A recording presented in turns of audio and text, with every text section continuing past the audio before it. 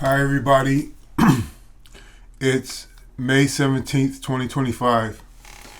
Um, Early on in my spiritual development, I noticed that even though I knew I was inherently a good person, my behavior sometimes wasn't congruent with my faith.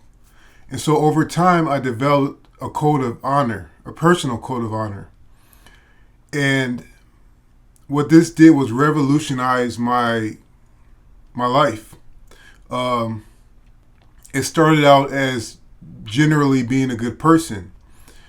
And as situations and challenges arise, I went through them again through memory, and I started detailing what is the correct response to challenges and situations in my life according to my personal code of honor.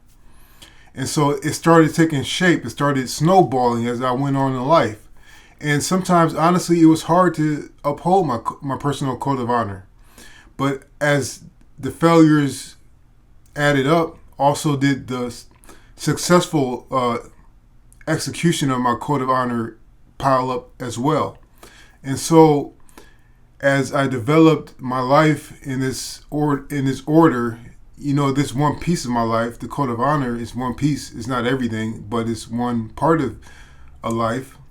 I started learning more about myself, and I started having more confidence in myself, and I started being more forgiving of myself. And it wasn't easy, but it wasn't easy compared to maybe dealing with things that weren't consequential to my they weren't consequential to how I felt about myself, or having an effect on others, having a negative effect on others. It wasn't everything, but it did hone me in such a way that it affected all the areas in that way. And what I noticed was that when I started, the people that were around me would be like, "Oh, Victor, you don't have to be so kind, or you don't have to be so forgiving. You should get in their face and tell them what they did wrong to you. You should argue with the manager. You should have cussed them out for treating your sister or your brother that way."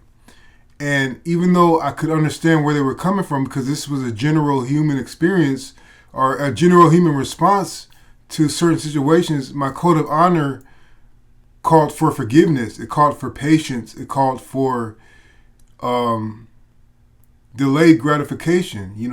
A trope that many other people use. It called for the willingness to learn without speaking all the time. And even family members would tell me, "Victor, you shouldn't take crap like that. You should be more forward. You should speak up for yourself. You should eat what you want to eat. You should try to get a better job to make more money instead of focusing on writing short stories and novels that no one's ever going to read." All that kind of stuff. But my code of honor kept me on a path that led me deeper into my relationship with God, the Father, the Son, and the Holy Spirit.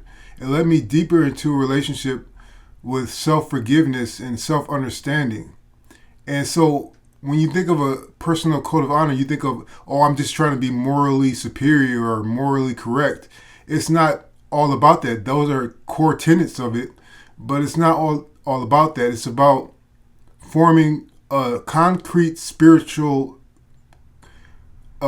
portrait of yourself. It's something to reference off of going forward. It's something to practice on and become a spiritual person in a spiritual life in the physical world. So when you're trying to do good and people tell you that you don't need to be so good because God forgives you anyway, yeah, that's true, but that's not the only aim of it, just to be good. Yeah, to be a good person is golden. It's what we should all strive to be. So base your code of honor on that too. But this is about bringing the spiritual into such a world that deny spirituality, true spirituality, through the ideations of selfishness and greediness. Those have become spiritual hinge in our culture today. Being materialistic, being selfish, being unforgiving, being impatient, and they package these into spirituality when spirituality is often about sacrifice. It's often about taking in pain with no resolution for years or for a long amount of time. I'm not saying that you should welcome pain or that you should worship harder because of pain, but I'm just saying true spirituality is a warrior's it's a warrior's way, a spiritual warrior's way. And the battle isn't always grandiose and in your face. The battle is in the moments where nobody's watching and it's your turn to act. So I hope this helps. Thanks.